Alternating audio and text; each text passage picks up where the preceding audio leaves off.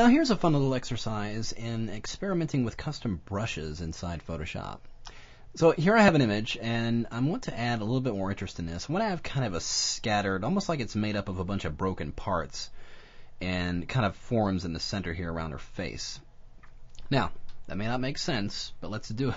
Let's go ahead and do it just so you can see what I'm talking about here. First, I'm going to go into the Layers panel. I'm going to double click on the layer, the background layer, just to make it a regular layer. So we'll just hit OK there. I'm going to create a new layer beneath this original layer here by holding down my Command or Control key and clicking the new layer icon will drop the new layer beneath it.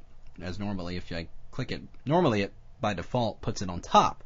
But by holding that Command or Control key down, we can put the layer beneath. And I'm just going to fill that layer with white. So let's just go ahead and press Command or Control Delete or backspace. So background layer filled with white, and there's our image. Now we're going to put a layer mask on this image, but I want it to hide the image as I add it. So I'm going to hold down my Option key or the Alt key, and I'm just going to click on that layer mask, and it will fill that layer mask with black, which will hide everything on this layer. Now let's go and create our brush that we're going to use. So select the brush tool. I'm just going to go ahead and bring up the brush options panel here. And first thing we're going to do is inside the brush preview window here, I'm going to go into the out menu here. Let's go into this little fly out menu and go down, and we're going to choose the square brushes right here. It's the preset set of square brushes inside Photoshop. And there we have that. And I'm going to select the biggest one. In fact, I want one bigger than that, but we'll select the biggest one and make it bigger on our own. And let's highlight brush tip shape and increase the spacing a little bit. Let's go to about 75. And I'm going to activate shape dynamics here. And we want to make sure that we've got the angle jitter set all the way to 100. Let's push that all the way up. Size jitter. I don't want the size to jitter. I want to keep all of the blocks the same size. So let's take this down to 0. And let's activate scattering. And we're going in there, we're going to scatter this really crazy. Let's go up to about 500. That looks pretty good. Maybe not, well, maybe not that much. Something like that. In fact, I'm going to go back to brush tip shape here and increase that spacing a little bit more. Just like that. So now we've got a nice scattered square brush there. So let's go ahead and close this. And we want to make sure we're painting directly on the layer mask. So make sure that you have those highlighted lines around it.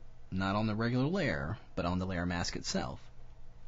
And, of course, it is filled with black, which is hiding everything, so we need to paint with white in order to reveal what's on this layer. So we're going to flop the colors here in our toolbar, just clicking that little arrow there, and that will bring the white forward. And let's use our bracket keys to make our brush a little bit bigger. Right about that. Let's just do a test. Looks pretty good.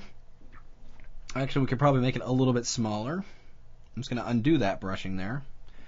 And I'm going to go back into the layer, and I'm just going to double click on the layer icon there to bring up the layer style options here. We're going to add a drop shadow. And just going to leave it to its default settings and just hit OK. Now, we don't see anything, of course, because the layer mask is hiding everything. So we're going to highlight back on that layer mask, then use our brush and begin painting in. Now you can see we're getting an interesting scatter effect, and because of that drop shadow is revealing itself, it kind of has a dimensional look to it. So I'm just going to kind of paint and get much more filled in around her face here. And about like that. So I'm going to bring back up my brush options and increase that spacing a little bit as I paint toward the outer edge. So let's just kind of scatter paint around here.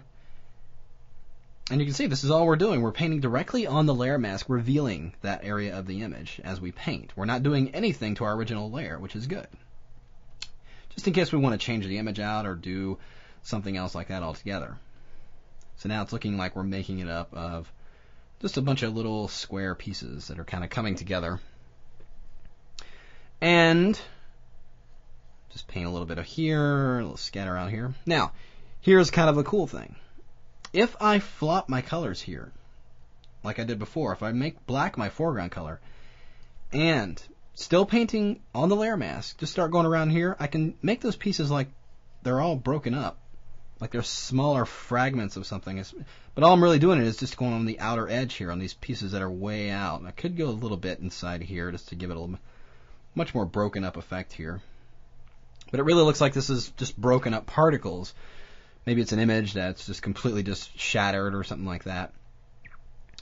So I can mess with that a little bit more, but I'm not going to right now.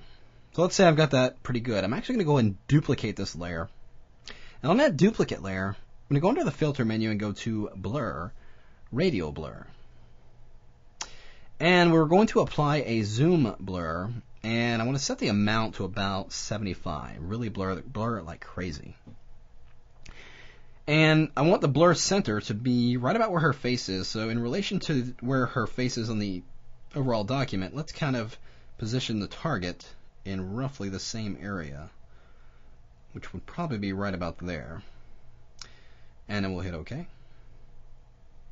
So there we get a really crazy blur there. Well, I want to bring the detail back into her face here. So working on the layer mask of that blurred layer and painting with black, because we want to mask it away, it's going to start painting those squares in. And we'll just bring those areas back. And the fact that it's scattering like this is giving us an interesting result in areas that we're not painting. It's almost like that blur is breaking through. There's like several levels here, so it's giving us a very interesting effect here. Almost has a 3D effect to it, like it's really just exploding out of the background here, or almost as if the image is breaking through. So you can see it's got a lot of possibilities. And as I said, this is a lot of experimentation.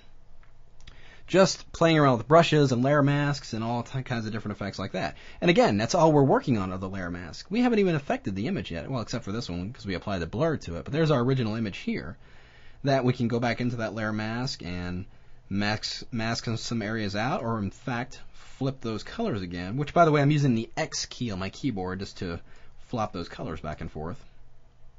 And maybe bring some area back in here. But you can see the possibilities you have by working on multiple layers and using these custom brushes in very, very different ways. So there it is, trying to get some experimentation just to achieve some very interesting effects. So give it a try yourself and see what kind of results you get.